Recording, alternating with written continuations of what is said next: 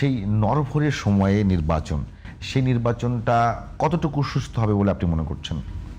দেখেন, আপনি প্রশ্নের ভিতরে দেখেন, আপনি বলছেন প্রশাসন একটা নরবরে অবস্থায় আছে, এবং ইনফ্যাক্ট আমরা এটা মুখে যাই বলি না কেন, আসলে তাই আছে।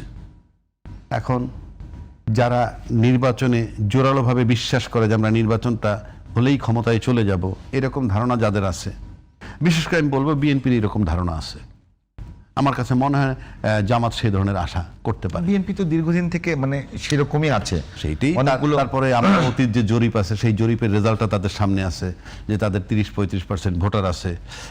এখন এই মুহূর্তে কি সেটা তো অন্য কথা, কিন্তু এই রেকর্ডটা আছে, রেকর্ডটা আছে। জামাতের রেকর্ড 7-8% আছে। আবার সবাই একটু ধারণা করে জামাতের হয়তো কিছু বাড়ছে, সেটা আমি ধরে নিলাম 10-12-15ই হোক সব মিলিয়ে, তারপরে বিএনপি অনেক আগে। তো সেক্ষেত্রে মনে করেন যে নরবরের প্রশাসনের কথা আপনি বলছেন, সেটা কিন্তু জোরালোভাবে তারা বলে না।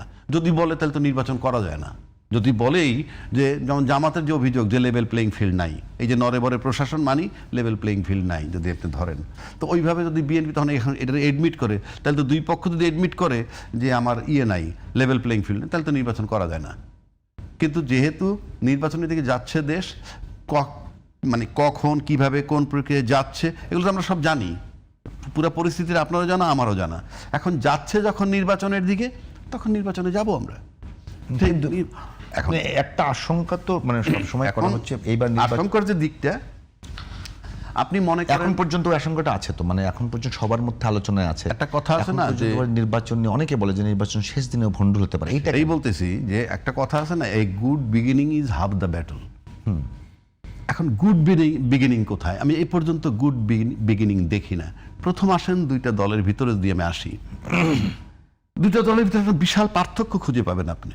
যেমন ধরেন বিএনপিতে বিদ্রোহী প্রার্থী আছে, ফর এক্সাম্পল, জামাতে নাই। বিএনপিতে নমিনেশন বঞ্চিত লোক আছে, জামাতে নাই। এবং এটা থাকাটা খুব স্বাভাবিক বিএনপিতে, কারণ তার দলটা অনেক বড়, তার একটা কনস্টিটিউয়েন্সি মিনিমাম একেবারে গরিবের মধ্যে তিনটা প্রার্থী আছে একেবারে যোগ্য তাদের বিবেচনায়। তো আপনাকে তো একজনকে বঞ্চিত করতে হয়। সুতরাং এই বঞ্চিত হওয়ার কারণে কি সে উপর দিয়ে যাই বলুক না কেন, ভিতর দিয়ে ভাববে এ যাতে ফেল করে, কারণ যদি পাশ করে তাহলে এই জায়গাটা তার পার্মানেন্ট হয়ে যায়। আমরা যেটা মাঠের রাজনীতি দেখি, মানুষের অ্যাটিটিউড, যেটা আপনি কর্মক্ষেত্রেও তাই দেখবেন, এখানেও একটা কম্পিটিশন চলে। আপনি যে এই টিভি চ্যানেলটা, এখানেও কম্পিটিশন আছে, কে কাকে সাইড কাটায় কে সামনে আসতে পারবে, এইটা আছে। এটা জামাতের নাই। এগুলো কিন্তু ডিমেরিটস। তারপরে আসেন জামাতের চেইন অফ কমান্ড। আপনি দেখেন চেইন অফ কমান্ড, আপনি ভালো করে যদি লক্ষ্য করে দেখেন, আমরা ফরিদপুরের বোধহয় কালকে দেখলাম যে তারেক রহমান সাহেবের মিটিংয়ে যে সিকিউরিটি যারা দায়িত্ব পালন করে, তারা একজনে ওই যে ব্রিফকেসের মতো একটা কি থাকে, এটা কিন্তু ইনফ্যাক্ট এটা বোধহয় প্রোটেক্টর, ওই যে সিকিউরিটি, মানে এটা বোধহয় বুলেট প্রুফ। ইভেন ওদের গায়ে যে জ্যাকেট সেটাও বুলেট প্রুফ। সে এটা গাড়ির ভিতরে রাইখে কিন্তু সে গায়ের শক্তি দিয়ে সব সরাইছে, মানে তারেক জিয়া সাহেবের গাড়ির কাছে এসে পড়তে চায়। মানে এটা আপনি অনেকটা চেইন অফ কমান্ড ধরতে পারেন। চেইন অফ কমান্ড থাকলে আপনি হাতে গোনা সিকিউরিটি লোক কয়টা, লক্ষ লক্ষ লোক হয়। চেইন অফ কমান্ড থাকলে কিন্তু লক্ষ লোকের কিছু আসে যায় না। আপনি জামাতের চেইন অফ কমান্ড আছে, আমি দেখতেছি যেটা।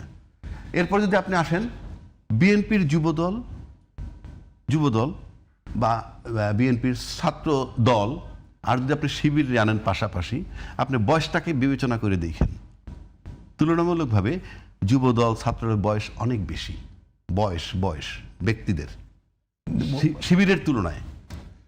ছাত্র দলে কি অন্য কোনো পন্থা ছিল? আর মানে যেহেতু সেটা যাওয়ার বিষয় না, বিষয়টা হচ্ছে যে আপনি বয়স্ক লোকের 50টা বয়স্ক লোক, 45 বছরের 50টা লোক আর 25 বছরের 15টা লোক ইকুয়াল। আমি সেই অর্থে বলছি, এটা আমি দোষ দিচ্ছি না, আমি একটা জরিপ মেজার করছি। তারপর যদি আসেন আরেকটা মারাত্মক জিনিস আছে, সেটা হইল বিএনপির ক্ষমতা হারানোর ভয় আছে, জামাতের নেই। এটা কিরকম?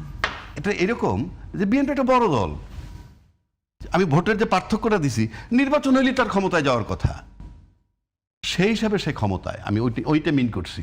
তার ক্ষমতা হারানোর ভয়, নির্বাচন হইলে আমি জিতবো, এটা আমি কোনো কারিশমা বলতেছি না, আমি জনসমর্থন, অতীত রেকর্ড, তার যে পরিমাণ ভোটার। বিএনপির বডি ল্যাঙ্গুয়েজে কি এরকম আছে যে তারা ক্ষমতায় আছে? সেটা তো সেকেন্ড কোশ্চেন আসতেছি, আমি সেটা সেকেন্ড ধাপে আসতেছি।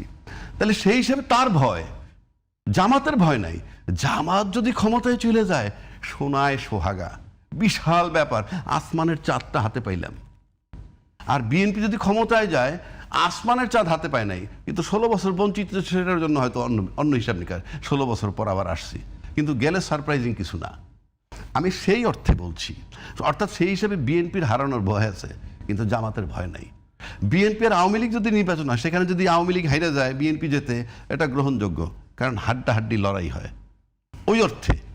শুধু এই ঝুঁকিগুলো তাদের আছে।